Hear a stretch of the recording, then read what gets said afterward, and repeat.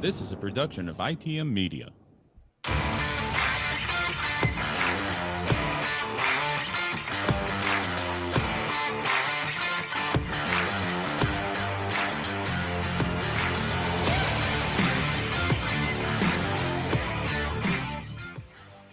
Good day to everyone out there. Hope everyone has had a safe and enjoyable Memorial Day weekend, making sure to remember the heroes that have given us the ultimate sacrifice and given themselves up for the ultimate sacrifice so we can enjoy this weekend. And what a weekend of racing it was. Who cares about the NBA draft? Who cares about anything else except, for me at least, what happened at Monaco, Indy, and Charlotte for the Coca-Cola 600 for all three major series we cover here on Ramblin about. There's still a professional basketball league?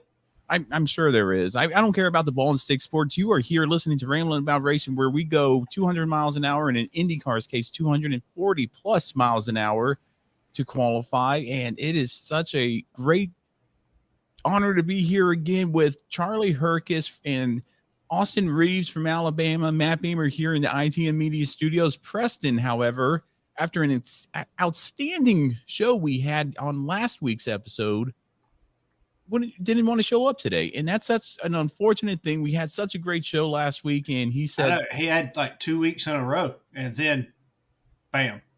Right. He might be in therapy because he was a little hot last episode. He was a little hot, but it was a justifiable hot. I think every NASCAR fan felt like that last week with the race. But you know what? That was last week. That was an all-star race.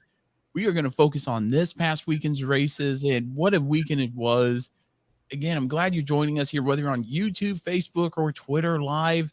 Make sure to share it. Make sure to participate in it. We got the chat up. If you want to chat with us right now, go ahead and do that. But first and foremost, and having Charlie back on the show, I don't know if we said it last week. Charlie, congratulations on your accomplishment there in South Alabama on the victory. You won, and it wasn't live streamed, so we didn't get to see it, but we got to hear about it. So, Charlie, why don't you walk us through that and tell us about how everything else is going? Yeah, great night. Car was awesome. I couldn't have asked for a better car. We started at the back, got our way to the front, led the majority of the laps. Everything possible to keep us from winning that race happened that night. Literally got to the front, got sent to the rear, and wound up getting a great restart, got back up to third. Caution come out, the leader broke, and literally we were out there so long that they shortened the race. And after that last caution was a green-white checker, me sitting second. And I just set the leader up. I knew he was going to try and hold the bottom. I gave him plenty of room to do so.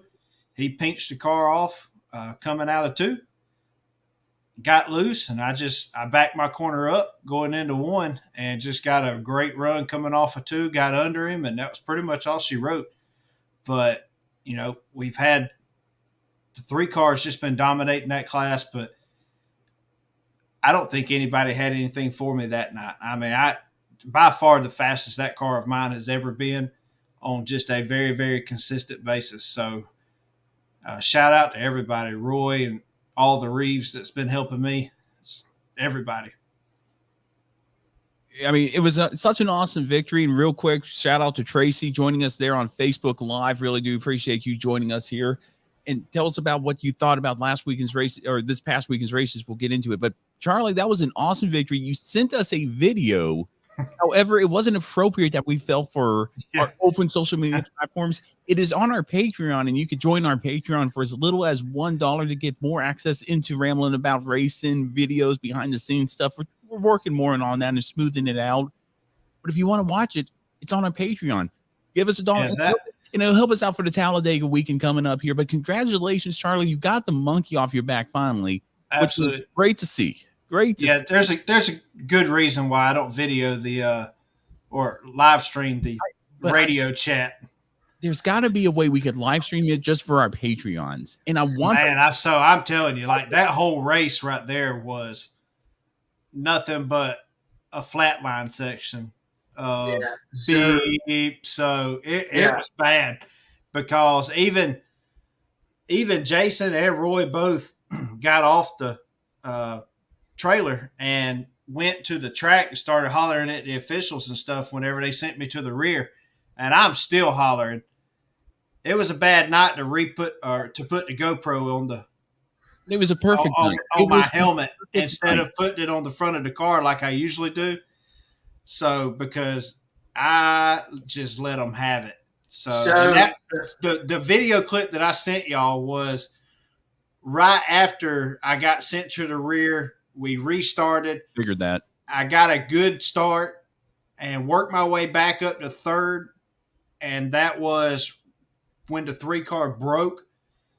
And we had a red flag, all that for us. And that was right before the green-white checker come out. You didn't send me that video. Kelsey, what's your Kelsey Struggs? Yeah. Who is that? Is that That's mama. That's the baby mama. No, Yeah, that's my girlfriend. she's saying on Facebook it was bad, but you know what? I enjoyed it so much. I enjoyed that. She almost had a spot for a second. Like Jason told her on the radio. Sure. Jason told her, "Say, hey, you got a spot. I ain't back to the trailer yet." And she froze. Like I don't know what to do. Yeah. So nobody live streamed the race, and I texted Charlie, and he said, "Yeah, Kelsey's gonna go live Facebook." I'm like, "All right, sweet. I get to watch the race." We were putting floors in the house. Is the reason I couldn't go racing. And I got anxious. Like I had this feeling that he's going to do good. So I'm like, shit, I need to call somebody. So I called my dad. He answered, said, hey, we're fixing to race. Awesome. No Facebook Live, no Facebook Live, no Facebook Live. I'm like, golly. So I called Dad's girlfriend, FaceTimed her. I said, hey, I need you to get on top of the trailer so I can watch this race. And then I see Dad get off the trailer. I see Roy get off the trailer. And I hear one to go. And I'm like, hey, Charlie needs a spotter. Charlie needs a spotter. I'm like, I mean, I'm 2 hours away. They obviously couldn't hear me, but I'm like, I need a spotter, guys. Come on. Well, I mean, it ended up working at the end. That was such a great race. It was such raw emotion because when Charlie sent me that video, it was a 7-minute video. It's a 7-minute video on our Patreon. And the first 30 seconds was just cursing. I have never heard Charlie curse that much. It's like, this must be where he got sent back to the rear. It was. And it, like you said, it was. And I was watching it, and Caroline was watching it with me, and she said, "Why is he mad?" I explained it to her. We get to the end, and all Charlie did after winning the race was that he gave him a little fist bump. Yeah, no emotion, and that was it. I had no emotion left because it had all come out of my body in anger. He was drained in emotion. Right. It was good though. It was good. Congratulations on that. But I mean, other than that, Charlie, how's everything else going? Going good. I hopefully get this cast off come Wednesday. I'm going to keep it, however, wrap it around a roll bar in the car. Obviously, it's good luck. So, damn right, it's good luck. That's right. Well, going to keep this thing. Awesome. And I can't wait to Talladega. So I'm just putting a little more pressure on you. Yeah, no, I know, guys. I promise I'm going to call so I can get some figures in line on our Talladega trip so we can go up there and hang out with our new friend Howie. I'll believe in when I see it, Charlie. So I know. But, Austin, how's it going with you over there? Going good. I missed last week's episode and last week's race. Flooring, graduation, all the adult fun stuff. Everything's going good up here. We go next week to find out the gender of our twins. Not one kid, but two. So nice. That's going to be real fun. I didn't care what the gender of my child was as long as she was healthy. Now the baby is healthy and mom's healthy. That's all I cared about. I'm sure that's all you care about. But just for curiosity, what are you hoping for?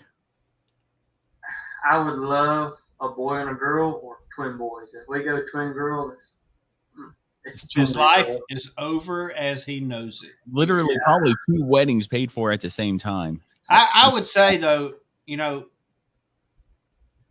if he has 2 girls, I really hope that they're like polar opposites of each other. That he's going to have a little Caitlin and a little Austin, hopefully. Yeah, I hope so. Great. They both have The best thing that could happen is that he has a girl that's a lot like my Emma. Or JC. Absolutely. Okay. Except that they want to race. Like Emma has Emma's been trending towards the Daddy, I want to race. Like she's been saying it a lot more, and I'm like, well, these two junior dragsters over there at the shop.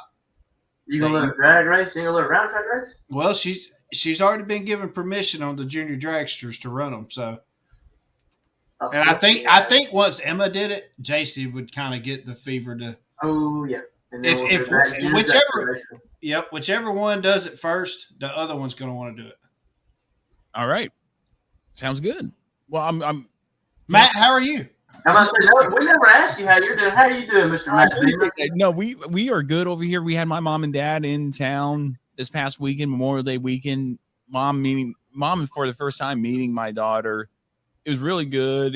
We grilled out hamburgers. We just kind of just relaxed and spent time with the family. It was a great weekend. I'm off all the way to Saturday, so I get to watch the baby all week. So that should be fun. Can't wait for that. And other than that, Caroline and I are fine. Baby's good. Baby's growing. Starting to teeth a little more and reach out for stuff now. And it's great. Everything's going great. The business, on the other hand, isn't taking off like I should. But You've only been at it for a couple of weeks. Well, I've only been at it for a couple of weeks. But what I did was I got a Google Voice number thinking all the numbers would go into that. But there was just such confusion there because people said, I called you. I said, no, you didn't. Well, I said, well, I didn't receive a call. And now I just put my own phone number out there. Screw it. If the worst thing I could do is change my number. If people just say, you guys suck. So did you get a Google page though? Yeah. I need to update that.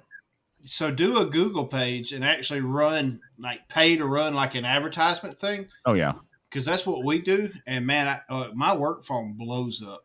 Yeah, I need to do that. So I mean, I need to do a lot of things and just get ducks in a row. I know. Once it takes off, I feel like it'll take off fast. But yeah, everything else here is fine.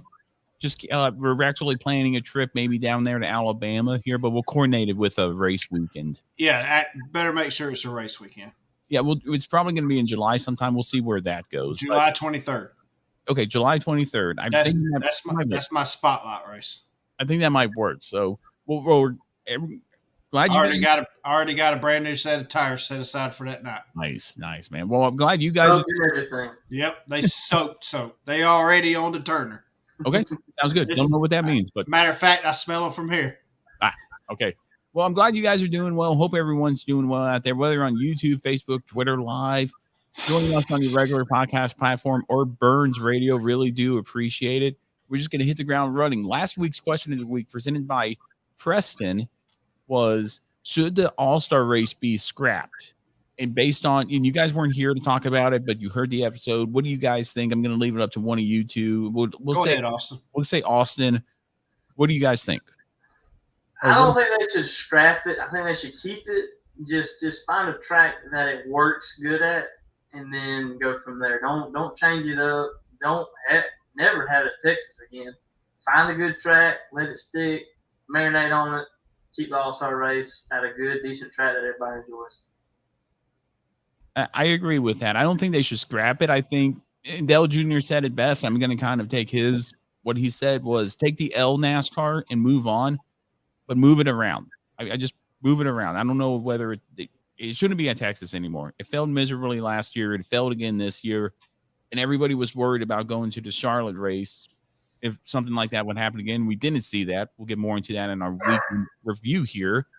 But Charlie, what do you think? Should NASCAR scrap the race or keep the All-Star race, just move it to a different location? No, I don't think they should scrap it at all. I don't think they should. I'll add on to that. I don't think they should run it at any tracks that they run during the season. I think it should go to something like they did at the Coliseum or a track that they North Wilkesboro. Anything other than any track that they run during the regular season.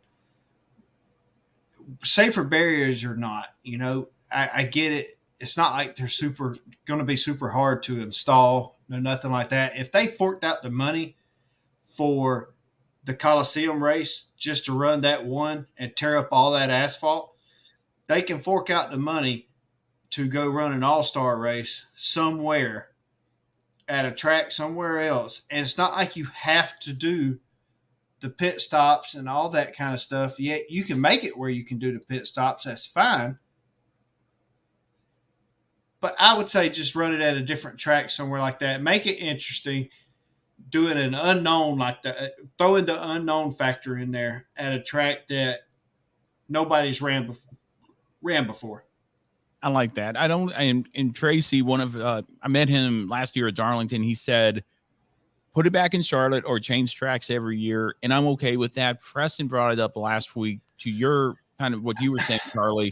Move it around every year, and that's what I thought we were doing. We moved it to Bristol in 2020. Yeah, and they only kept it at Bristol 1 year, and we moved it to Texas the next year, and then we kept it at Texas this year. There's too many 1.5-mile tracks on the schedule as it is to have an all-star race at a 1.5-mile track, in my opinion. There's more. I like Dover. I would love to see an all-star race at Dover. I think Dover is one of your more exciting races of the year.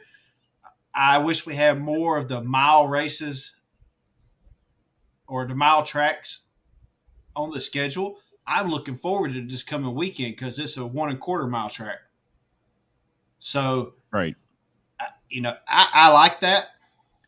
And I just wish there was more of it.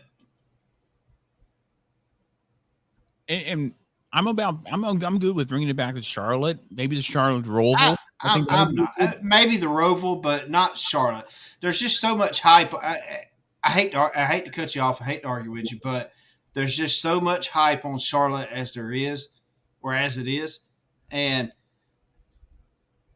I hate to just keep bringing so much. I know it's the center and it's where everything is,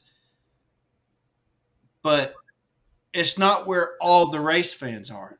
There's other race fans throughout the country, and there's other race fans than just Texas Motor Speedway or just Bristol Motor Speedway or just Sonoma or just Kansas or just wherever. Go to some of these other tracks.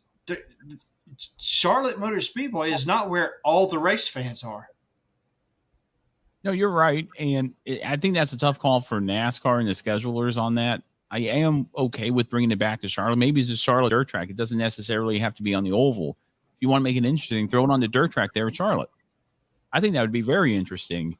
Just run your heat races because, let's face it, you're not going to fit all them cars on that small dirt track. No, you're not. So run your heat races, keep your cars, top whatever, just like they do in actual dirt racing. And then your final all-star race is your true all-stars. Is your true all-stars. It's the people that don't suck. Yep. And there's so many ways to slice this onion, and it's tough to say which one is the winner there. But I can tell you what the definite loser is if the NASCAR schedule comes out around September, October, November timeframe. And Texas is on there for an all-star race. I don't think it will be. I think there was so much blow up on Twitter. They'd be stupid if they done Texas again. And I don't care what Marcus Smith says. Don't have it back in Texas. I think that would be the worst possible outcome that they could have. It would ruin the All-Star race for the future. And it sounds like everybody wants to keep it. I thought the Bristol All-Star race was good. So I would love the Bristol one. Yeah, I would love to see a Martinsville night race, All-Star race. That might be fun too. Somewhere within a perimeter, radius for the teams, a Darlington All-Star race, Charlotte, North Wilkesboro, Bristol, Martinsville. I think they're repaving North Wilkesboro at the end of this year. So why not run the All-Star race next year at North Wilkesboro? Let that be the inaugural race for NASCAR to come back. Let it be the All-Star race. Yep, and have the That's our question of the week at the end of the race. Should the All-Star race be at North Wilkesboro next year? I'm pretty sure we might have a couple more candidates for question of the week, so don't go crazy jumping ahead of that. I appreciate your enthusiasm, but I feel like when we go through the Monaco Grand Prix, the Coke 600, and the Indy 500, we might have one or two more questions a week.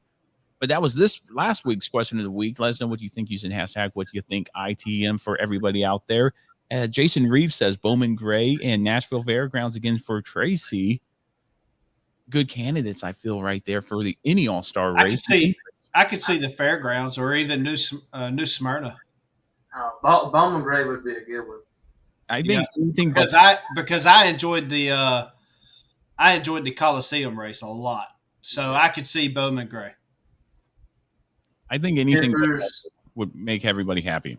would flare at Bowman Gray. Yeah, I think they'd flare anywhere but Texas. That was miserable. And Yeah, just for go back sure. and listen to last week's episode if you missed anything back that. But that was our question of the week. Gentlemen, anything else before we get into our weekend review of the best race weekend ever? I feel one of the best I could remember. Anything else before we get into that? Nope. Mm-mm. All right, well, let's just hop right into it. I compared this race weekend to my mom as the royal wedding. And if you remember the hype to any royal wedding, you had the dress picking or whatever, the meeting of everybody. It was, how long was it, Austin? I feel like it was 14 hours of straight racing. See, I would compare it to the day my divorce was finalized. This is like the best day of my life. I mean, that gives me it too. One could compare it to something like that. I compared it to the royal wedding, which makes absolutely no sense whatsoever. I'm sorry. No, it's okay. Man, I'm sorry. It's funny because it's true, but yeah, I mean, I compared it to something that I feel like I could try to compare it to my mom with, who's big into that stuff, and Caroline is too. It's like, this is my royal wedding. So we're going to start off at the beginning at 9 a.m. We started the Monaco Grand Prix. This is where the chat blows up. Yeah, this is where Austin, and I know you watched it, Charlie. Did you watch the Formula One Grand Prix there for Monaco? I did, because they were kind of upset that, like, look, this is starting to look bad for Monaco because they have not renewed the contract for this race. They will, and they were, I know they will, but they were a little upset that nobody had gotten on the track to look at the track and yada yada yada. But why is this race? Why are they not trying to get this race underway yet? Because I guess the start of it was delayed and all this kind of stuff. But then they finally got it. They finally got it underway. So, well, the start was delayed due to rain. They were getting ready to go, and this happens at almost every time you have a racing event. It happened to me at Darlington a few years ago for the Southern 500, and this isn't the first time, and this won't be definitely the last time we've seen this at any type of racing series. That weather played a factor. Rain just dumped the track, and they were thinking about going, but the amount of spray on the track was just too dangerous, even in full wets, that Formula One down pit road and stopped the race. They said, I could see. I see it at this track too, though, because I didn't take into consideration this being an actual street course rather than an actual racetrack. And forgive Charlie's ignorance, this is kind of his first time getting into Formula One, so I feel like this is his first Monaco Grand Prix you watch. I mean, it's okay if it was or not, but it was a street circuit, and they delayed it for about an hour and 30 minutes, something like that, an hour and 15 minutes. And then when they finally got started, they started under the safety car, and it was a rolling start. It wasn't a standing traditional Formula One start. And Charles Leclerc was out there. He was getting it. He was doing really well. And then a botched pit stop changed all that. But I didn't see where the botch was. They double stacked signs and Leclerc there. But really what was interesting about that race, and Austin and Charlie could probably back me up on this, was when was the time to go on to slick tires versus rain tires?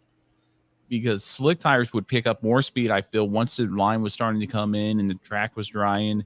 I feel like going from a wet condition to a dry condition, or a dry condition to a wet condition in Formula One makes the race much more interesting than just a dry race all around or a wet race all around. Yeah. Because that decision of, when to go from the medium wet tires to the full slicks, that's a pretty big decision, because if you go too soon, you're finna wrap the car around the wall. You're gonna bust your butt.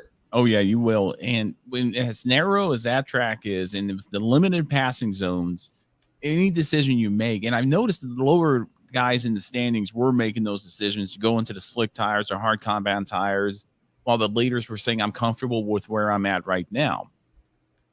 And it just formed into this race where, and if you're new to Formula One, Monaco is one of those tracks where it's where you start, it's where you're going to finish. Odds are. Yeah, that was my first one. I kind of noticed that wherever you were at was kind of where you're going to be at, just riding around, logging laps. However, Charles Leclerc started first and finished fourth. He finished off the podium.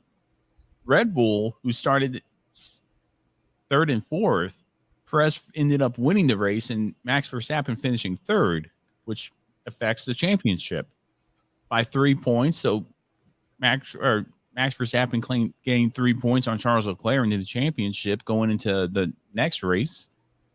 But it was one of those races where the leader didn't seem like he got far out in front. The margin of victory was only 1.154 seconds. And that was because we had another delay for rain. So a second delay. Oh, no, it was for a wreck. It was for Mick Schumacher's crash. Yeah. Nice. So which red flagged the race. So there was 2 red flags right there in the matter of the start of the race into the mid running of the race. And Formula One has a time limit. They were starting to get into that window where the time limit was. When they went back to racing, what they had like 30 minutes left. Mm-hmm. So they started the timer. And Sergio Perez looked like he had a few opportunities to take it, but it just either didn't feel comfortable with taking the position away from Perez, or like he might have he'd had to make a lot of contact to probably move him to make that pass, which would have affected Sergio Perez, which would have put Max Verstappen. It probably had some penalty. Hit him.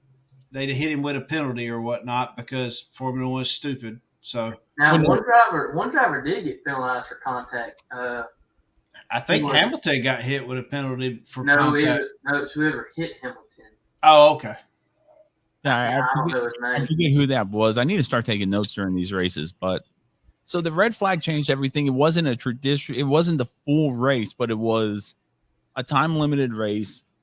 And what I do like about this, and I was worried about this because when they were coming around by the swimming pool turns, it looked like the time ran out. When they passed the flag stand, I said, okay, well, that's it. Race is over. Perez won. The official held out one finger, 1 lap to go, which made me feel good. It's like, okay, at least they're giving him one more lap to settle it.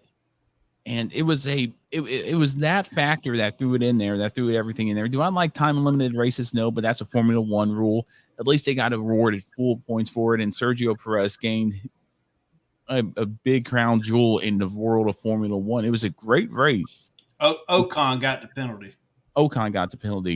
So it was a great race. Oh, and thank you.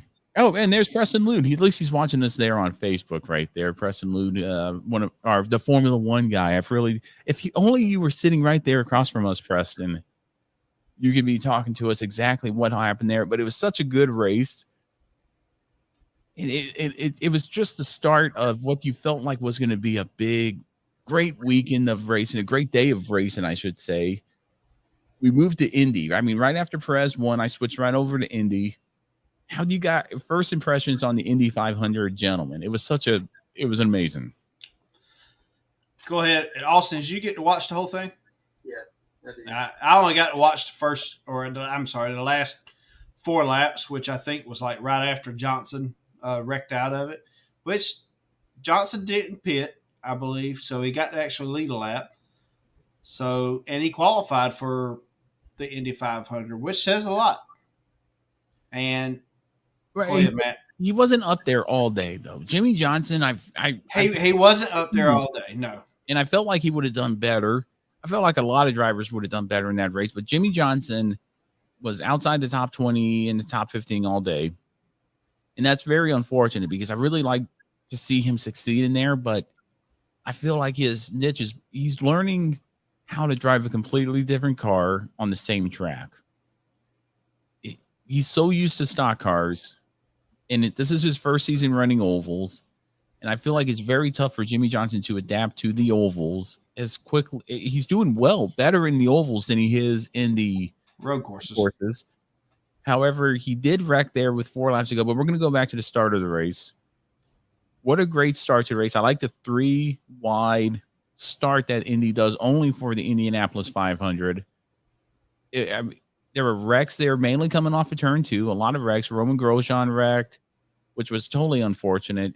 We didn't see any really big wrecks, but we saw a lot of close racing. Connor Daly, we've had him on the show, led a number of laps. Was this on the start? This was this, You talking about wrecks in turn 2? no, or is this on the 3 wide starts? no, that wasn't on the 3 wide start. That was just in general out of 2. They oversteered or got loose and just hit the wall coming out of 2, and that turn 2 ate up a lot of cars throughout the course of that race there for the Indy Car Series. But man, it was such a great race. I've never seen a Indy 500 come down to that, and I will applaud this. When Jimmy Johnson did wreck, IndyCar said, we're throwing out the red flag, because they don't have a green, white, checkered or overtime like NASCAR does. So when they threw out that red flag, you heard a unanimous cheer throughout the crowd, because we didn't want Marcus Ericsson looked like he was going to run away with it and win the race easily. Johnson wrecked. And then I was thinking they're not going to throw a red flag out there.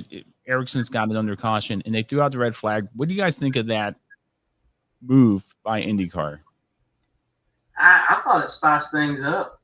I mean, you're leading the race thinking you're going to win the Indy 500, and you get brought down pit road, and you got to sit in your thoughts for 5-10 minutes. I wouldn't say I enjoyed it, but I think it spiced things up a lot. That's when Charlie joined the broadcast. What do you think of that? I mean, I know you didn't see everything leading up to that. You kind of caught the Indy, 10? In my opinion. Yeah, I caught the Indy 10. 10, 15, but so what do you think about that? I mean, I appreciated IndyCar doing that. Yeah, it definitely made it interesting, and I'm glad the leader that actually was leading at that point in time still won it, because I guess from a driver's aspect, he did not want to see that caution. I mean, he had a good lead, and the last thing he wanted to see was a caution come out and bunch that field back up, especially when there's a purse of like $1.8 million. So I'm glad he still won it. He held them off. The top 4 still finished where they restarted or something like that, I think. So congrats to him. He did what he had to do. It definitely made it interesting, though. Yeah, him being Marcus Ericsson, the second Swedish driver to win the Indianapolis 500. But definitely a big shout out to Connor Daly, who we had on the show, finishing 6th in the Indy 500 with 7 laps led. The leader that led the most laps, Scott Dixon, ended up finishing 21st. But I'm with you, Charlie. Pato O'Ward looked like he was a strong contender to pass him there with a couple laps to go.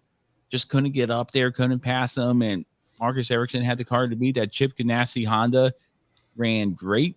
And Chip Ganassi probably made the good move of going from stock cars in NASCAR. Did he, though? Yes, he won the 500. Won the Indy 500. But, I mean, what's bigger now? Is it Coca-Cola 600 bigger than the Indy 500? I don't think so. Indy 500 will dominate those ratings. He's got that same team that he, I guess, did own is running really, really good. I'm not saying it's bigger, but you're also you got whatever you want to call it for the Indy 500 too. I mean, that's your golden egg. So and which I might have us 2 tickets for that next year. So that'd be cool. I would definitely go up to the Indy 500. Austin, you want to go? Well, see, here's the problem with that, though. You keep saying you're going to do talent. You're going to take care of talent. But like my mom and her husband are at the Indy 500. They've been going for the past few years because her husband has tickets for it every year. Nice. And like they said, this is probably his last year of going. I don't know why he would do that, but okay. So you mean out of all your friends, you take me? I only said that because Matt wanted to be a butthead. Matt off. I tell you what, I'll get photo credentials up there and I'll photograph it. Mm-hmm. And I can experience my first Indy 500 from the pits and have fun with that. If I can land them. I will throw a beer can at you as soon as I see you. Thank you, man. I appreciate that. Okay, well, that was Indy. I mean, congratulations. Anyway, Congratulations to Marcus Ericsson winning his first Indianapolis 500. What a race. It was so good. And Caroline was worried that I would fall asleep. And for 14 hours, I didn't fall asleep. I sat there right on the couch like a lump on the log just watching racing. And that's what I felt like, a sore thumb, just sitting in my recliner drinking beer and watching. That's what I feel like with the truck races here lately.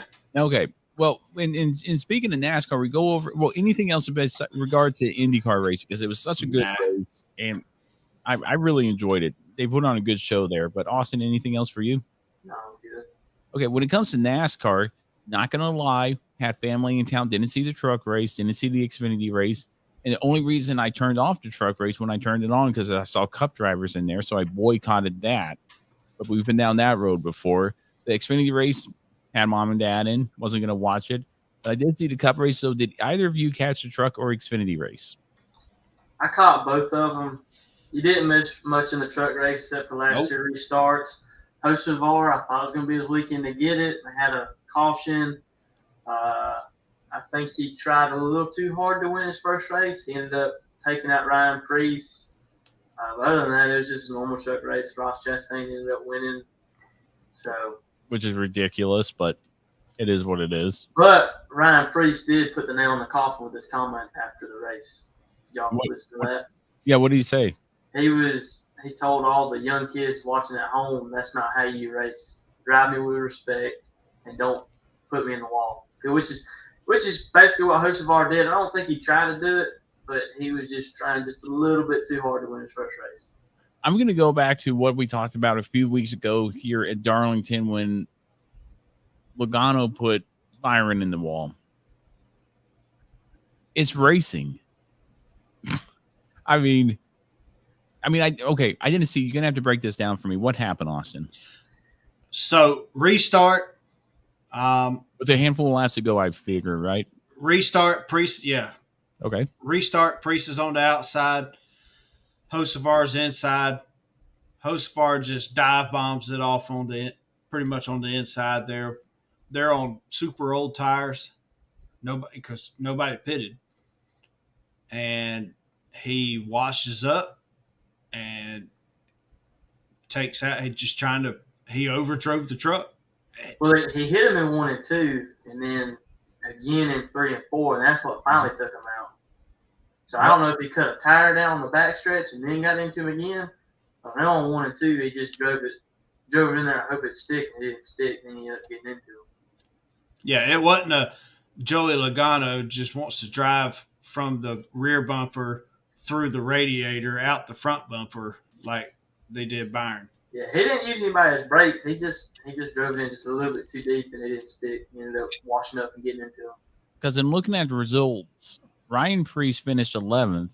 Carson Hocevar finished 16th. Hocevar ended up spinning out, tagging the wall, tore the back half of the truck off, and then Priest just had right side damage. And the only reason why they finished that good is because it was nothing but a green flag race, and majority of the field was already multiple laps down. Yeah, pretty much. All right. So, no harm, no foul, I feel. But here's my second question to that. To anybody's knowledge out there, and by all means, if you're watching us on Facebook or Twitter or YouTube, you can kind of chime in on this as well. Is Ryan Prix running for a championship, and is he running for points in the Truck Series, or is he just logging laps? I think he's just logging laps because he ran all 3 series this week. Okay. He did run all 3 series, so he's just logging laps in the Truck Series. If you run into me and I'm not logging laps and I didn't lose anything, I'm not going to cause a big spiel over that. Carson Hocevar is running for a championship this season. He's running for points. He's trying to get the best finish he can. If he dive bombed it in there, and it could have been a youth versus experience thing right there, I don't see why he's making a mountain out of an anthill. I think his biggest concern is he said something about this is how I make my living or something. If I don't finish good, I don't get paid. So I think that's what he's really mad about. It's like Jason just commented. No, Priest is trying to get a full-time ride wherever he can. Yeah, and Preston said the same thing. He's racing for a future ride. Absolutely. Priest is trying to get the best runs when his opportunity presents itself. And I'll argue that too all day long. But he also You don't show up to any race just to log laps. No. you show up to win. And I hear you on that. But at the same time, last season he was racing in the Cup Series with JGG Jordy Racing. And now he doesn't have a ride because he didn't do well. So Ryan Preece, I pulled for him so much in the Cup Series. Well, we could say the same thing about Matty D, and he still sucks in the Truck Series. But he always got a ride. Priest is outperforming him in the part-time ride in the Truck Series.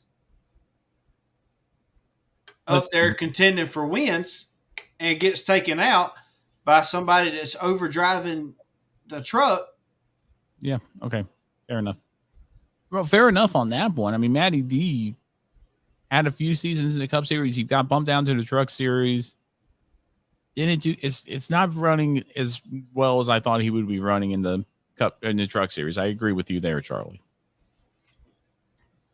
But I would have to say at the same time, even if you're running part-time, you want to go for a win. And I hear both sides. I hear what you're saying. Priest isn't running for a championship in any of the 3 series. No, he isn't. He isn't. And rightfully so. If he wants to run all 3 series, he can do that. I don't have a problem with that.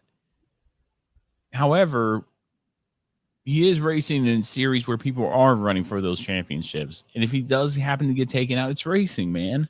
It's racing. It's unpredictable. I mean, somebody dove it in with old tires with a few laps to go. Absolutely. I mean, why not? For his first win. Going for his first win at Charlotte. A big weekend of racing for Charlotte and going for his first win. Okay. So let me ask you this. Yeah, go ahead. We roll into this weekend. Truck Series is running again. Carson Hocevar is running up there again, contending for a win. He does the same thing, trying to get his first win. Dive bombs it off in there, takes him and the other guy. Doesn't have to be Priest. Does it again. Are we going to sit here and say, oh, well, he's just battling for his first win? At that point, I think it's going to be a trend. I think somebody's going to have to pull him aside, most likely his crew chief or his car owner, truck owner in this case, and say, in order to win the race, you got to finish the race. And if you keep dive bombing it in, you're not going to win the race, especially if you take yourself out.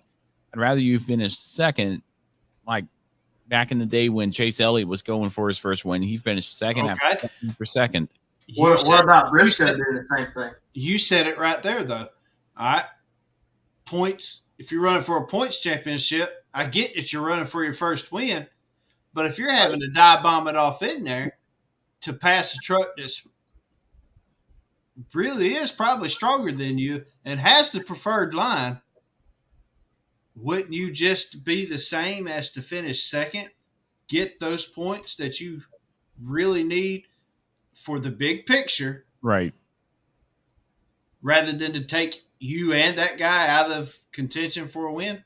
Yeah, it's such a tough call because I would like the calmness of me would say take the points. But then, the racer in you, Charlie, would probably say go for the win. Decides on which side of the fence you're on. It depends on what side of the fence you're on. And that's to say, and again, I didn't see the race. I didn't even see the highlights. I'll play. I know you dive bombing going into one for a win. I would do the same thing. Right. It depends. Yeah, it also depends on, look, if I was running Truck Series, I'd have to be in that situation, and I'd sitting here in front of this computer screen, sure. But I'd have to be in that situation at the same time. Look, I'm not there to tear up equipment every week, and Hocevar's tore some crap up this week or this year, and I'd sure have to contemplate it not even being the last lap. Do I have the best truck just to be dive bombing it off in here? Am I really going to pass this guy if I do this? And it may be just the lack of experience factor coming into play there, and the youth side of stuff. Right. I'm not doubting the boy don't have talent. He's got talent. I mean, we've seen it in the late model side of stuff as well. Like, he's good, and he's showing what he's got in the truck series now as well, competing, for top 10, top 5, and even wins on a fairly regular basis now. So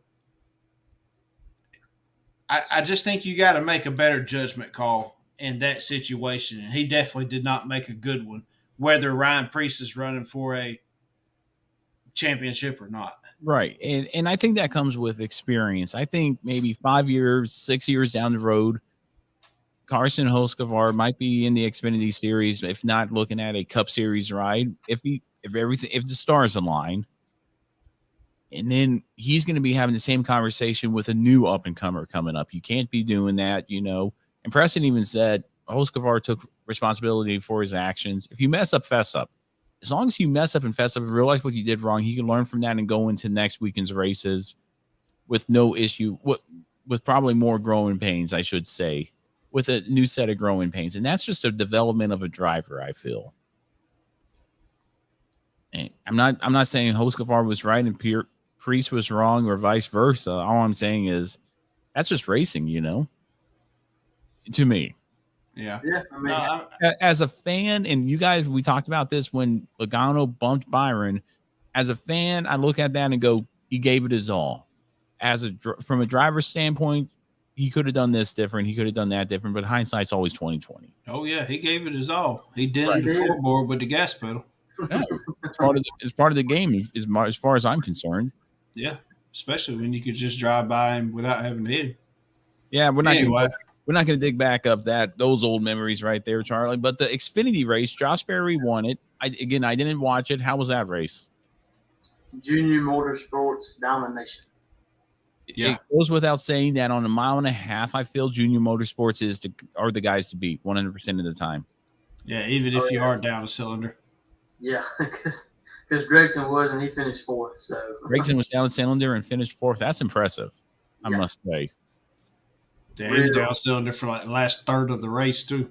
Yeah, because it happened early on, like right at stage 1. Mm-hmm. But nothing really exciting happened there. Just nothing exciting happened. Okay, well, but I did catch the Coca-Cola 600 right after the Indy 500. I turned to Carolina and said, "You got 600 more miles of racing to go." And a little part of me was expecting something like we saw last year, or the cars spread out more differently. I got to complete, and I think we all got to complete 180 of that. We saw a caution-filled race. They ended up with 17, 18 cautions in the course of that race. We saw cars flip. I haven't seen a car flip at Charlotte ever. We've seen cars upside down. We've seen two, 3 big ones there at Charlotte Motor Speedway. It was something that I haven't seen ever. And we saw competitive racing from the drop of the green flag all the way through the end of the race. Gentlemen, first impressions of the Coca-Cola 600 there on what was an amazing day of racing. I enjoyed it. Coca-Cola 600 was the ending of my racing day for yesterday. Long one. I missed the part where Chase Elliott got took out or whatever happened there, so I had to rely on y'all to help me out with that one. But I enjoyed it. Like you said, great racing from the green flag all the way to the checkered flag. Chris Buescher flipping. I mean, I just thought he was going to spin out. Next thing you know, he's tumbling through the infield. So that was a shock to me. It was so crazy to watch. And we're going to talk about this real quick before we get into anything else. The big controversy, I feel, of the weekend was the DVP, which is the damaged vehicle policy NASCAR put into place a number of years ago in order to save the team's money. And I feel like this might be a better question of the week than what Charlie brought up. But what do you guys think of that? Because Chase Elliott was a victim of it. Ryan Preece was a victim of it. Bubba Wallace was also a victim of it. And everybody from 20th all the way down didn't finish. We had 19 cars finish that race. But what do you guys think of the DVP? I'm not a big fan of it, and it kind of showed throughout the course of the weekend or the course of that race of why I'm not a fan of it. Yeah, You wanna go first? I don't like. I don't like it. I get the fact that they don't want a car sitting on pit road for an extended period of time. I get that. But when you got Chase Elliott sitting there, and yes, I'm a fan of Chase Elliott, and I'm using him for an example this weekend. When you got him, and what took him out of that race was the time clock, for lack of better words, was the 6-minute time clock. And there's a good reason why they didn't interview him after the race. He was very visibly upset about what happened there. Absolutely. These teams practice replacing those rear toe links because there's been so many damage this year. And there's a reason why they practice those. So, and that's so they can get quicker and quicker at replacing them. But let's face it, you're not going to replace them in those 6-minute time frame sitting on pit road. You can't just do one little bit, leave pit road, come back and do a little bit. It's not like trying to fix a certain part of a fender there. So you have to replace it all at the same time, leave pit road, and meet minimum speed to reset that clock.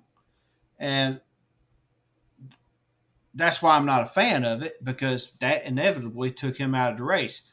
All at the same time, you got Ryan Blaney, who is literally riding around the track knowing good and dang well you're not going to meet minimum speed. The rear end is literally like 45 degrees out of alignment.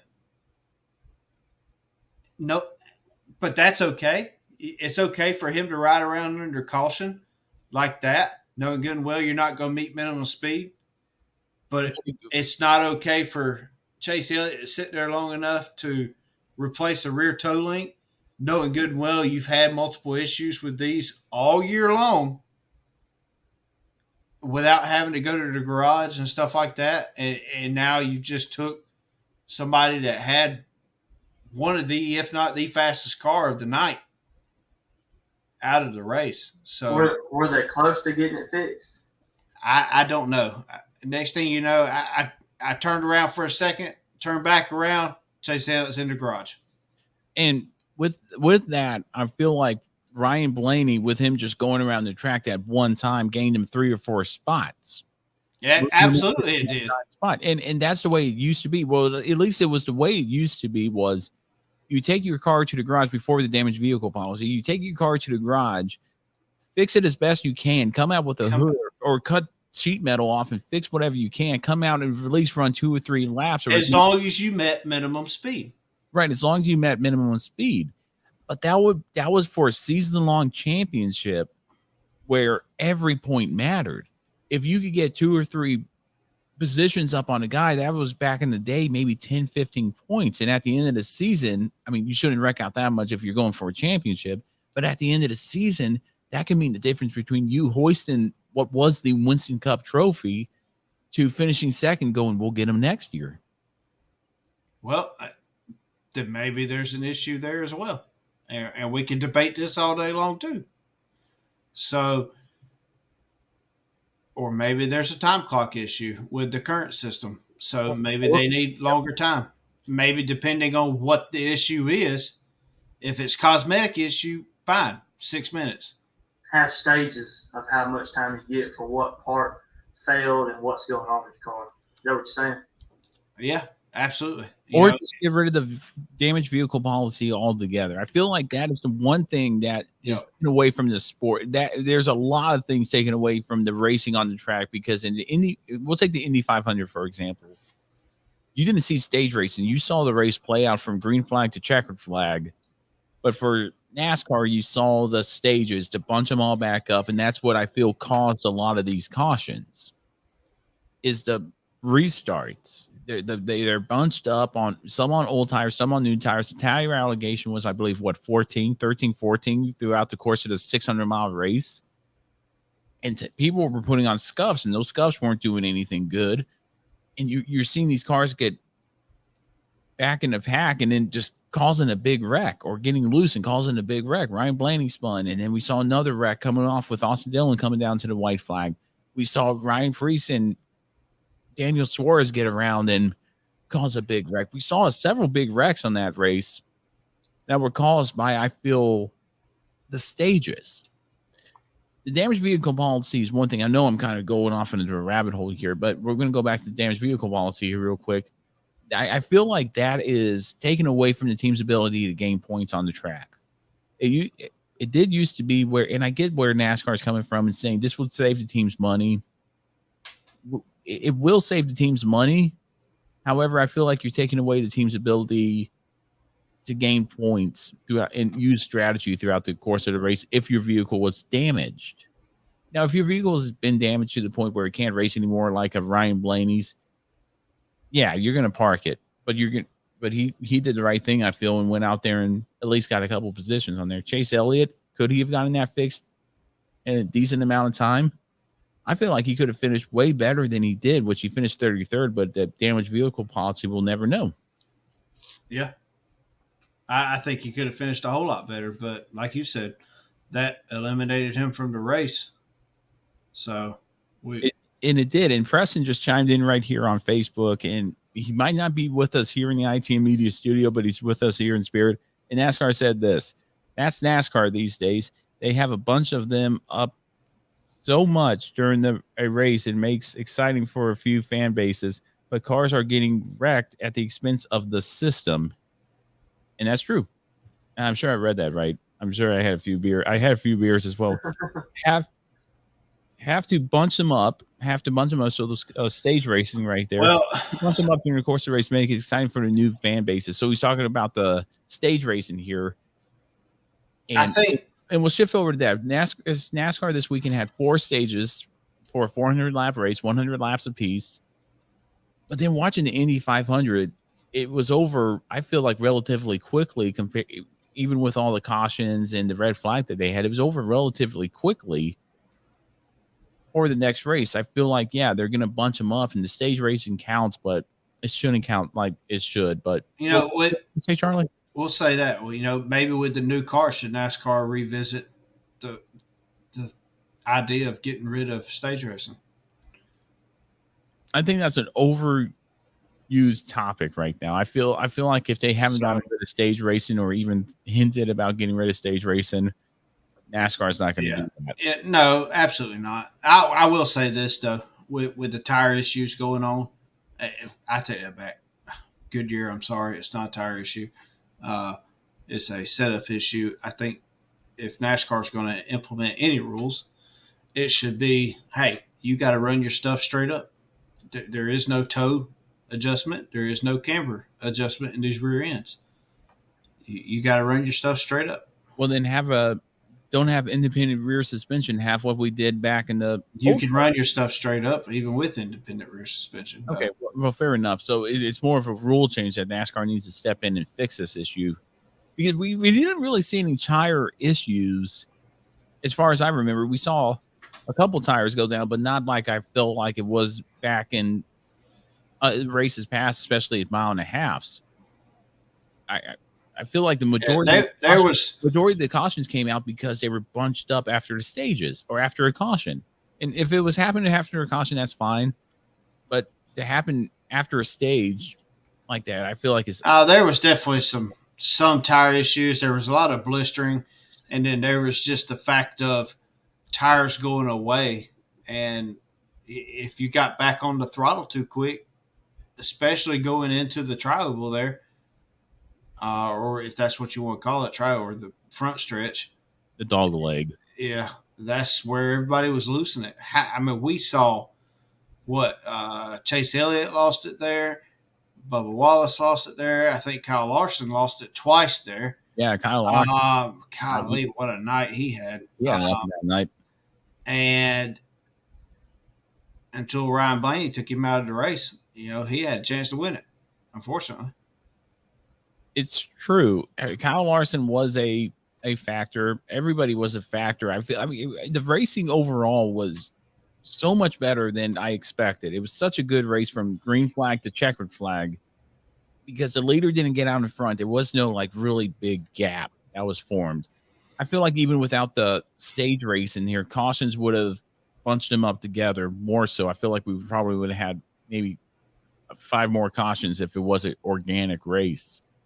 But the fact that they were bunched up pretty much the whole time, nobody really got out in front. Last year, we saw Kyle Larson run away with it, led all 4 stages and just dominated the race. A few years ago, prior to that, Martin Truex Jr.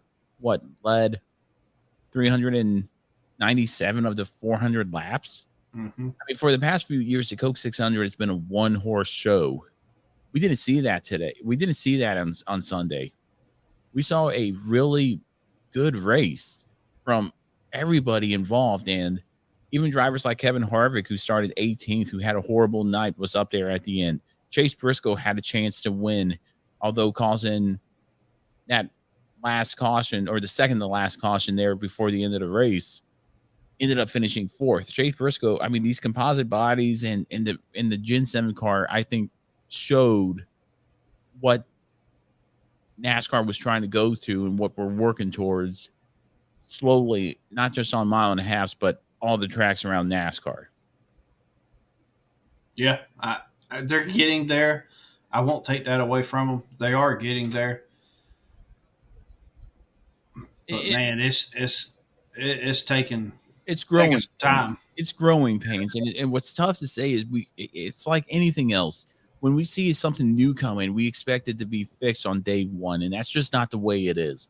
When a car gets onto the track, like this Gen 7 car, we expect it to be from the Daytona 500 all the way to Phoenix, the best racing we've ever seen. In some cases, we have, like this past weekend, I feel was just an amazing race, but in some cases, we haven't. Martinsville, for example, was just a boring race.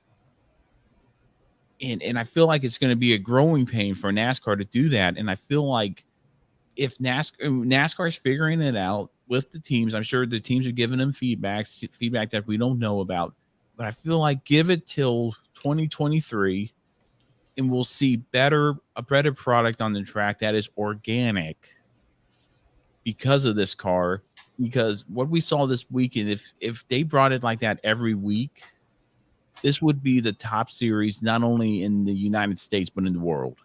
People would tune in just like we do for Formula One. They would DVR it.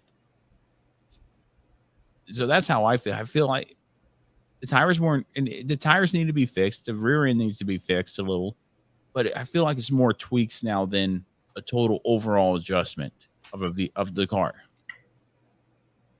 Yeah, no, I'll agree with you there. It's not a car issue. It's just tweaking the car. The car has proved that it's done what NASCAR wanted it to do.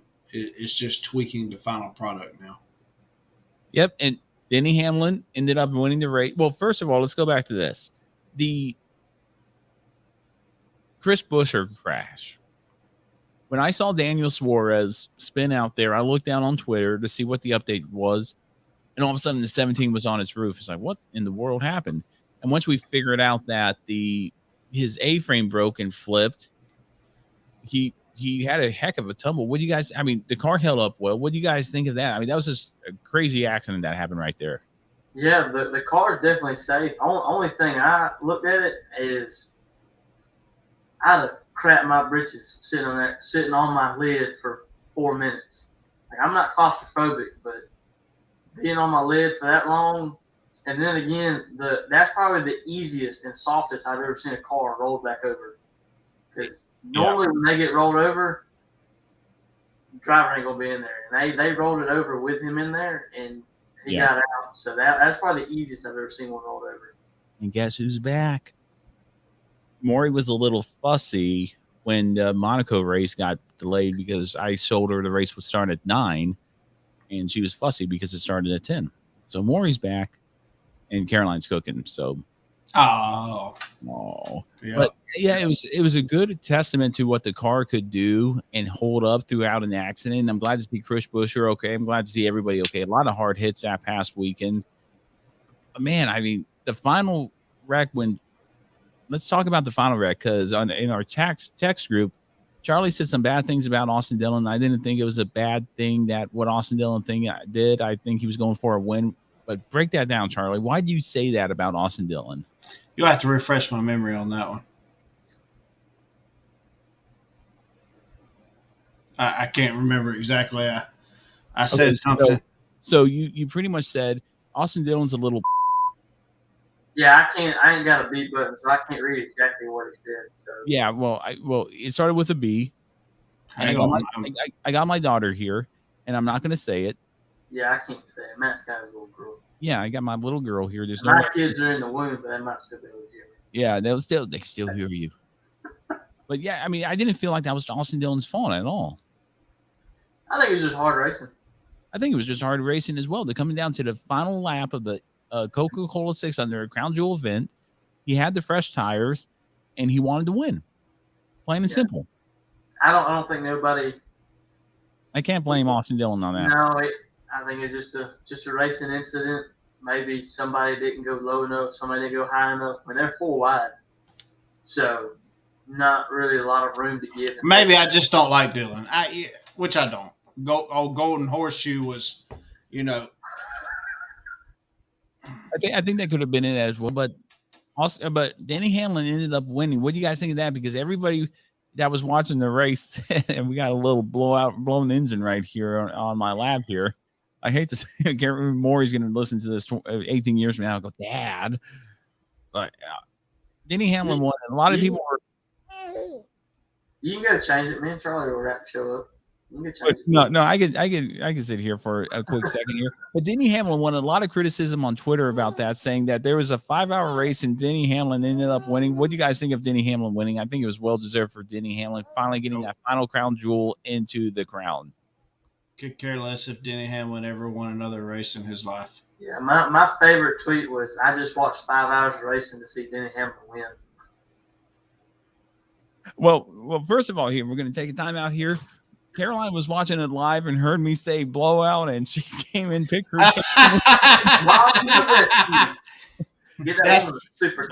That's funny there. That's funny right there. But yeah, Austin Dillon winning it. Austin Dillon wrecked. Denny Hamlin winning it, I felt like was awesome.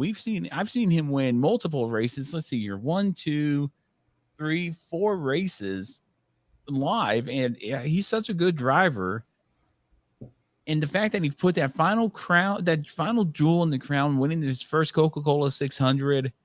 Real quick here, gentlemen, does he have anything else to prove if he chooses to retire here soon? Championship. I agree with that. But what about you, Charlie? I mean, if we're going to do that, then, Jamie McMurray did all the same things as far as crown jewels. So true.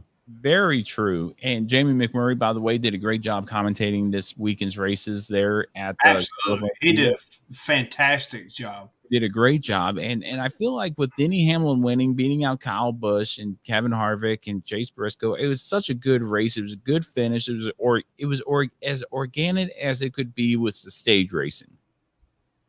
I don't think NASCAR has anything to say bad about that. I think you had everything you wanted in that Coca-Cola 600.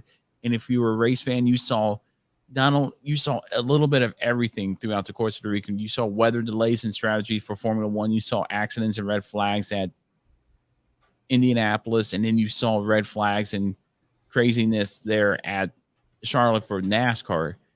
All 3 series, Formula One, Indy, NASCAR, had red flags. All 3 series had drama. All 3 series had strategy. It was such a good race weekend and day that if I had to give it a rating scale, it would be a 10 out of 10 on everything. It was so much fun to watch. I'd agree with a 10 on 10. And I know Charlie only watched the Indianapolis 10, but I mean, I don't think he would disagree with that whatsoever. It was a good weekend. Like I said, I could care less if Denny Hamlin ever raced another race in my lifetime. I But like Denny whatever. Hamlin. I like Denny So, Hamlin, and I like seeing him win. I think he's a good driver. He proved it this weekend. He was there at the end. He kept his nose clean, and he won the race. Did Charlie? Did you watch the video I showed you? Sent you of the Hamlin fan fighting the security guard. yeah, I saw that. There was as Denny Hamlin was going to victory lane. Oh yeah, I saw that. They were trying to get him out of the way, and old dude just hopped all over security guard. Freaking Hamlin fans. Yeah, I don't think that was a Hamlin fan. I think it was. Maybe we need to get him on the show and try to figure out what the heck he was doing.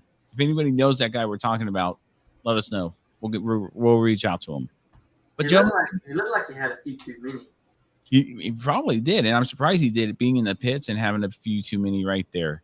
But gentlemen, race of the weekend here. I put out a poll here on Twitter, and I'll tell you what the results were. But race of the weekend for Indianapolis, Coke 600, and the Monaco Grand Prix. We're going to start off with Charlie. What was your pick of the best race of the weekend?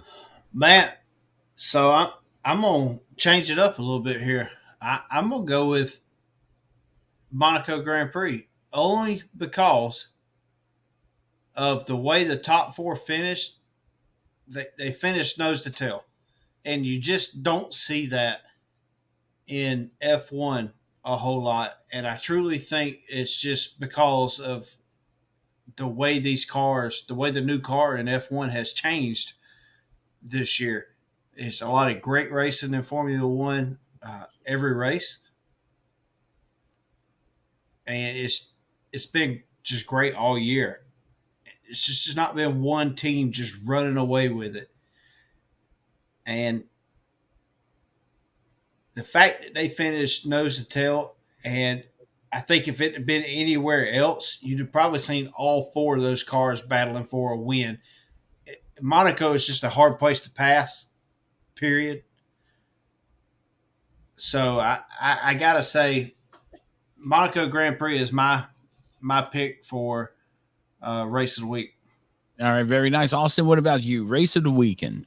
I'm gonna go with a Coke 600. I enjoyed watching Kyle Larson. He had a hell of a night. I was pulling for him. I thought he was gonna win. I feel like if Chase Briscoe didn't spin out and cause that last caution, and he didn't get tangled up with Austin Dillon, then he would have won. But overall, all great racing from the green flag to the checkered flag. So I'm gonna have to go with the Coke 600. Very nice. And let us know out there what you think there. I mean, I looked over here to my chat box here, but let us know what you think out there, whether you're watching on YouTube, Twitter, or Facebook, what your race of the weekend was. My race of the weekend, it's funny how all three of us, I'm curious to see what Preston will have to say. I'm sure he'll comment here. Austin picked NASCAR. Charlie picked Formula One. I'm going to have to say IndyCar. What a great race. Okay, thank you, Charlie. I appreciate that. But IndyCar race had it was no stage racing. There were no delays other than the Jimmy Johnson crash, which brought out the red flag, which again, kudos for IndyCar for calling that with less than 5 laps to go, throwing the caution out and throwing the red flag out to stop the race, clean it up, and ensure that the race would finish under green or attempt to finish under green. There was a wreck coming off there too on the final lap, which did put the race under caution. So we didn't get to see it on the caution, but they gave it their best effort and they let it play out. So kudos on IndyCar for doing that. IndyCar will win the race of the weekend for me. And our Twitter here, our Twitter poll was, which was the best race from the weekend? Formula One, Indy, and NASCAR. And out of 11 votes, all of them went to NASCAR. That was the top vote, which tells me two things. One, everybody enjoyed that race to Austin's point, and I did as well. And two, we have a lot of NASCAR fans. We need to diversify in our standings here. Looking at here, Preston Lood's race was the F1 race from Monaco for Charlie. Nobody else picked the IndyCar race. I don't know why. It was such a great race. I really enjoyed that race. But hey, gentlemen, that was our weekend review here. That was our very great weekend. I gave it the 10 out of 10 overall, like we said here. Upcoming races here for the Indy Car Series, the Chevrolet Detroit Grand Prix in Detroit, Michigan will be Sunday, June 5th at 3 p.m. Eastern Standard Time on the USA Network. For NASCAR, the worldwide technology race for the Truck Series and the Cup Series. For the Truck Series, Saturday, June 4th at 1:30 p.m. Eastern Standard Time on FS1. For the Cup Series, June 5th, Sunday, June 5th at 3:30 p.m. Eastern Standard Time on FS1 as well. The Xfinity Series, however, is going to be racing at Portland International Raceway Saturday, June 4th at 4:30 p.m. Eastern Standard Time on FS1. Real quick, winners for the Truck Xfinity Cup and Indy Car Series. Going to start off with Charlie here. Charlie, what do you think? Who do you think is going to be winning those races? Truck Series. Going to a different track here. Man. You know, I'd hate to pick somebody that Coast and Hocevar is going to wreck, but he might win it though. You know, he might, but at the same time, he's probably going to wreck half the field. I think I'm cursing the drivers that I pick. I am too, but I feel like I'm picking the winners at the same time. I picked Josh Berry, but at least get one out of the weekend. So all three series are running at the all three NASCAR series are running. The IndyCar series is running. Yep. Formula One is off till next weekend. Right. Truck series, I'm gonna go with Enfinger. You know, he kept his nose clean. He wound up with a second place finish after the wreck there at the end of the Truck Series race this weekend. So Enfinger finally gets that monkey off his back this weekend as well. The Xfinity Series, I'm going to say Barry goes back to back for the first time in his Xfinity career. I'm going to say Ty Gibbs still rides the struggle bus. The Cup Series, new track. I'm going to say the veteran gets it done at a new track with Kyle Busch. All right. What about IndyCar Series? Come back to me on that one. Austin, who's your pick for the Cup Series or for the NASCAR? Trucks, I'm going to go with Ty Majeski. I think it's time for him to get him a win. Xfinity Series is going to stay in the Junior Motorsport stable. I'm going to go with Sam Mayer. I'm going to say he finally gets him one. Cup Series, March Truex Jr. I think it's time for him to get the monkey off his back. IndyCar, Colton Herta. Nice picks there, Austin. I really like him. I like him. Now they'll probably all wreck out because I picked them and I cursed them, but that's my pick. We'll continue. We'll take those picks and see if there's a trend here between DNFs and stuff throughout the course of the season. My pick for the Truck Series, I keep going to him. I feel like he's going to get, bring that rust off. He's a senior leader in that Truck Series as far as seniority. I feel Matt Crafton is going to win it there. For Portland, I'm going to have to go with the defending Xfinity Series champion, Daniel Hemrick. He's right there. I feel that he can break through. I feel like he's going to get it done. And for the Cup Series, I'm going to have to say Ryan Blaney. Ryan Blaney gets it done and gets his first win of 2022 at the Worldwide Center. I'm going to have to see it again here. The Worldwide Technology Raceway there at Gateway. For the IndyCar Series, Paddle Award had a strong showing at the Indianapolis 500 and has a strong showing throughout the course of the season. Paddle Award redeems himself, moves one place up from the Indianapolis 500, gets it done here at the Chevrolet Detroit Grand Prix there at Detroit. Charlie, who's your IndyCar pick? Don't think I forgot. Tony Kanaan. Tony Kanaan, the driver who finished third there at the Indianapolis 500. Great pick there. Gentlemen, we're getting ready to get into our final thoughts. Anything else before we get into our final thoughts here at the show? Not from me. I'm good. All right. White flag, white flag, white flag. 1 lap to go. 1 lap right here.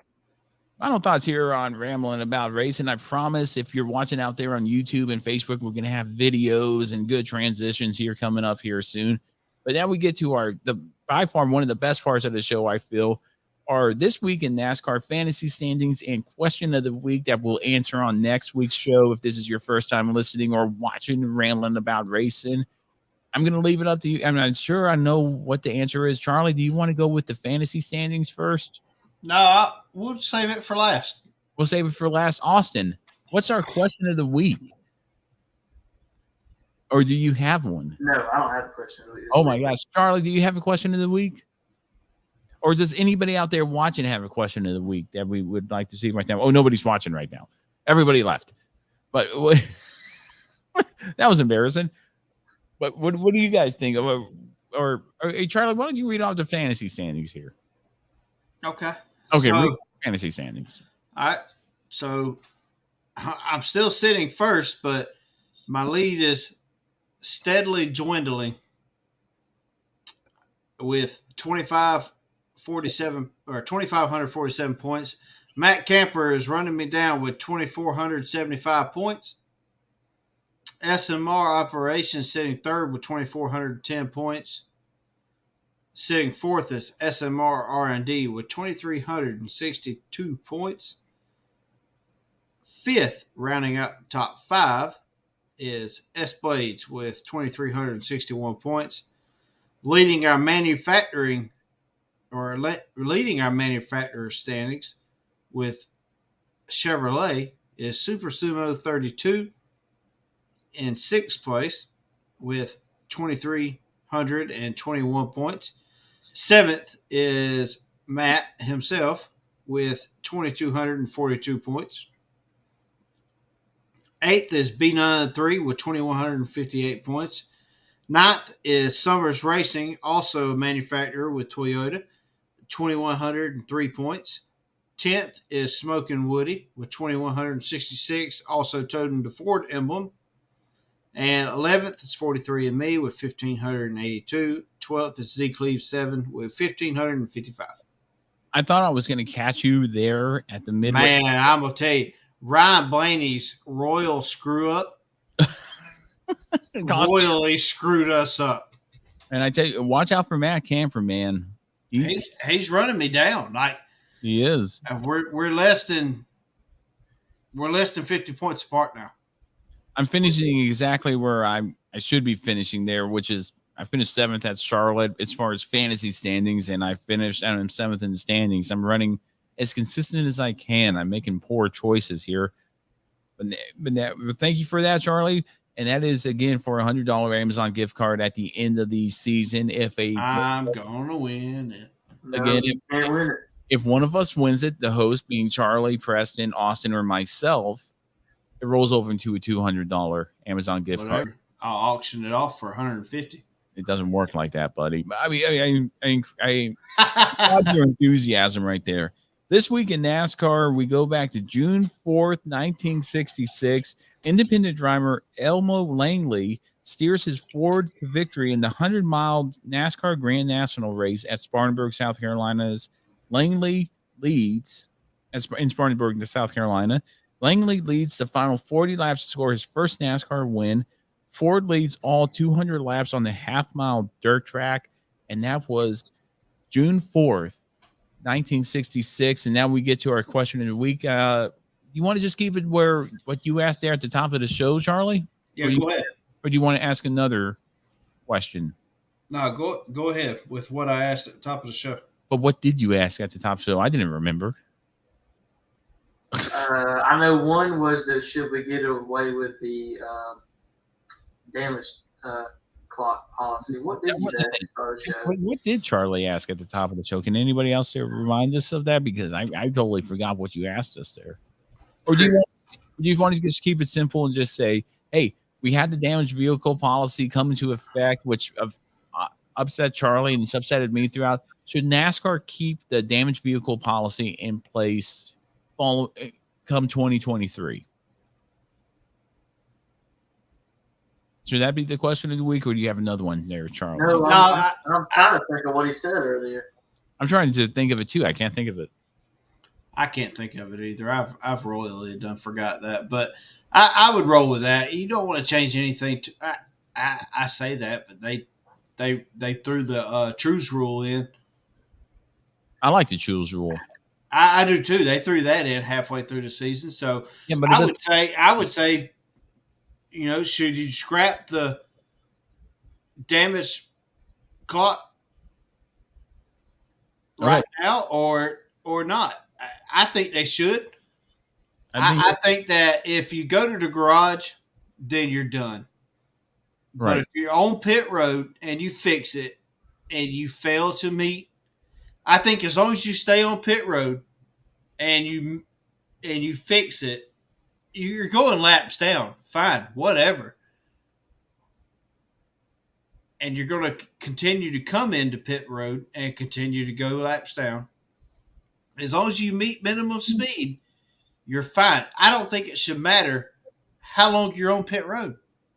I feel like you answered the question of the week for next episode. That's fine. Whatever. You can't do that. So I can't do that. I just did that. So should NASCAR scrap the damaged vehicle policy? Should it matter how long you sit on pit road? I say, here's the question in its final form. Should NASCAR scrap the damaged vehicle policy for the 2023 NASCAR season? Don't answer it. Don't answer it, Charlie. Don't answer it, Charlie. For next week. I mean, you already answered it. Everybody's going to be ruined by that surprise that you're going to give. But, gentlemen, that was our show. Really do appreciate everybody that tuned in to listen and watching the show on YouTube, Facebook, and Twitter. Really do appreciate it. It's getting better. No hiccups this time that we saw. If you saw anything, let us know. Gentlemen, anything else before we call it wraps here on this week's episode of Ramblin' About Racing? I'm good. No, ready to roll into another race weekend this weekend and see if I can't make it back to back for myself. Yeah, man. Good luck with that. Make sure to live stream it. Also be there this weekend. Yeah, that's what I was going to ask. So if I come this weekend and you don't win, am I fired? We'll discuss that after the race. All right. Discuss that after the race. And also make sure to keep sending us videos, Charlie, so we could put them on our Patreon page. Yeah. You could join our Patreon. Look, I would have sent you the whole race this weekend, but it wound up being like 48 minutes long. I don't mind if it's 48 minutes long. Put it on there, and we'll put it on Patreon. And if people want to watch it, you have to pay to play or pay to. I think I'm going to voice record my spotting this weekend. Send it to you. Just have that beat button ready. Hey, we'll put it on our Patreon. Totally uncensored on Patreon. Gentlemen, that was our show again. Thanks for everybody who tuned in on your regular podcast platform. Burns Radio, YouTube, Facebook, Twitter. Really do appreciate it. Anything else before we wrap it up here? I'm good, man. Let's wrap it up. All right, Austin, what about you? No, I'm good. All right. Well, with that being said, we're going to go ahead and wrap it up here on this week's episode of Ramblin' About Racing. Thank you so much for tuning in to us, whether you're on the regular podcast platform, Burns Radio, YouTube, Facebook, Twitter. Really do appreciate it. Feedback is always important. Make sure to follow us on all those social media platforms. All those can be found at ramblinaboutracing.com. Special shout out to our partners of the show, Stand Up to Cancer and Fanatics, for all they do for not only for us here at Ramblin' About Racing, but at Burns Radio as well. For Charlie Hercus, Chuck8384, Austin Reeves, Austin's_Reeves6. I'm Matt Beamer, MBeamer22 on Twitter. Stay safe. Thank you for all those. And remember all those who gave the ultimate sacrifice so we could be free on this Memorial Day weekend. Stay safe, and we'll see you after next week.